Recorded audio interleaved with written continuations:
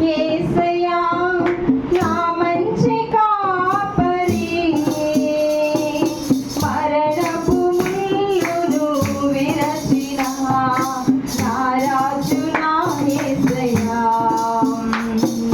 జీవాధిపతి నా యేసయ్యా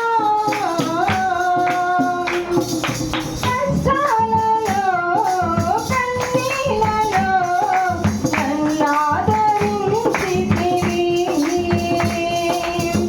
శాంతినొసగి నీ సన్నిధిలో